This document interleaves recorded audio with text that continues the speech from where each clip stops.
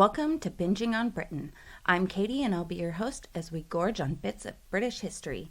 Each week we'll explore 10 questions about British history and archaeology.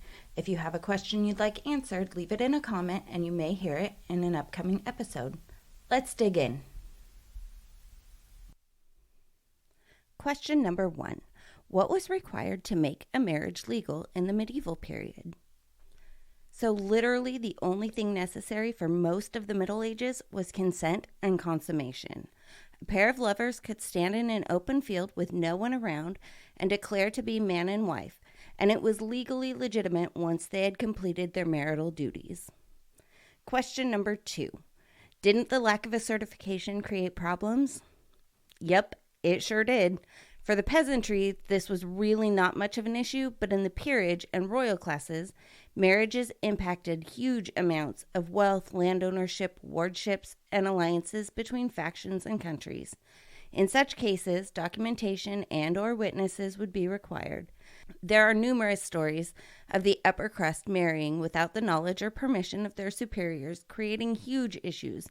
Mary Boleyn, Cecily of York, and even Edward IV and Elizabeth Woodville contracted secret marriages that created dynastic problems for themselves and their families. Question number 3. What reason did Henry give for his annulment from Catherine of Aragon? So Leviticus 20:21 says, "If a man takes his brother's wife, it is an impurity. He has uncovered his brother's nakedness, and they will be childless." Henry utilized this verse to argue that Catherine had been lying about not consummating her marriage to Arthur. He said that despite them having many children, the fact that their only surviving child was female meant that God was punishing him for marrying his brother's wife. Catherine had said that her marriage to Arthur had never been consummated, meaning that it was invalid in the eyes of God and the church, meaning she was free to marry Henry, and that his argument was disproven by the fact that God had blessed them with numerous children, although he saw fit to take them to heaven. The question about Catherine and Arthur consummating their marriage has been argued by historians for centuries, but I tend to believe Catherine, as she was a devout Catholic who believed that a lie would bring damnation to her soul. Question number 4. What was the first town to quarantine? The village of Eyam began experiencing cases of plague in September 1665. Villagers decided on a revolutionary route to prevent the spread to neighboring villages and towns. They quarantined the entire village. For 14 months, no one was allowed in or out of the town while the pestilence decimated their population. In just over a year, roughly 75% of Eyam's population died from the disease. The rest of the villagers are believed to have had a genetic immunity to the disease, and without anyone to infect, the plague died out. During their time of isolation, villagers would leave coins soaked in vinegar in specially cut niches in stones that created a boundary which kept villagers in and outsiders out. People from neighboring areas would bring necessities such as food, leaving it in these niches and taking the coin. Question number 5. Was Queen Charlotte black? Queen Charlotte is typically depicted as Caucasian, and honestly, most of her ancestry is Euronormative. However, one branch of her family was descended from the 13th century Portuguese ruler Alfonso III and his black lover, Madrigana. I doubt Charlotte herself would have identified as black, and it seems that contemporaries did not note any typically African features, but that doesn't discount the likelihood that she did have a black ancestor. Question number 6. What television show presented British archaeology to viewers during 3-day digs? Time Team. I love Time Team, and if you listen often, it will likely come up again. From 1994 to 2014, Time Team offered British audiences the opportunity to witness actual scientific digs in an enrapturing format. If you live in the States, most of the series is available on Amazon Prime Video, and the rest are available on YouTube. Recently, due to popular demand, Time Team's producer, Tim Taylor, has worked hard to bring Time Team back. With backing from the community on Patreon and the support of former team members, Time Team has been resurrected. The new episodes are in production and will be available on YouTube. I can't wait to dig into this new series. Pun totally intended. Question number 7. Who must be notified if an archaeological artifact is found by a citizen?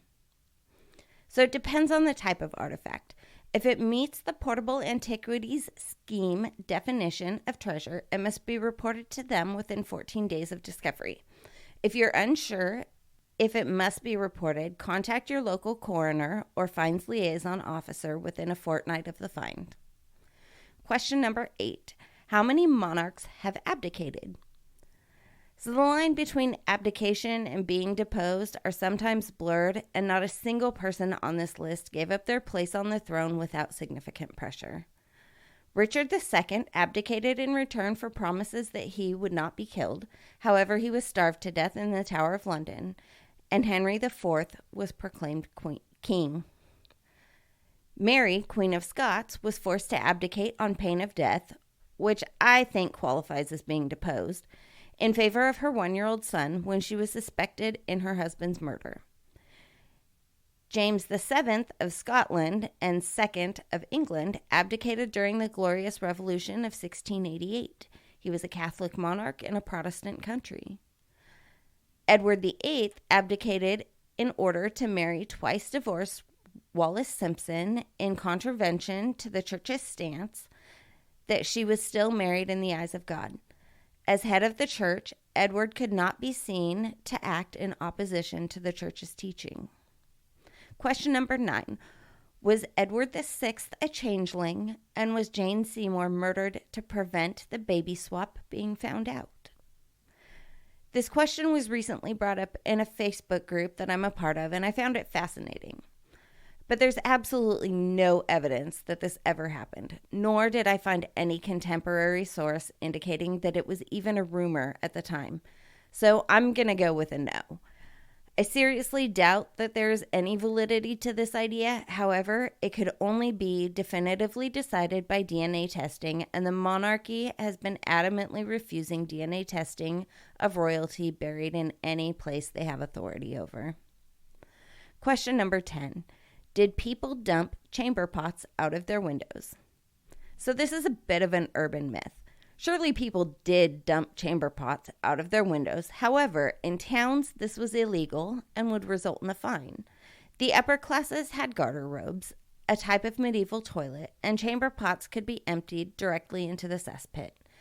Additionally, for poorer families, their waste could have monetary value. Tanners and skinners used human urine and feces to make leather, and urine was additionally used in laundering clothes. Those who worked in these industries would have purchased human excrement and urine for these uses. It is unlikely that the poorer classes would have wasted this commodity by dumping it out the window. Heck, many people wouldn't have had windows.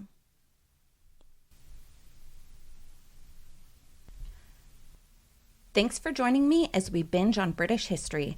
I hope you've enjoyed this podcast. If you have, please take a moment to subscribe and leave a comment.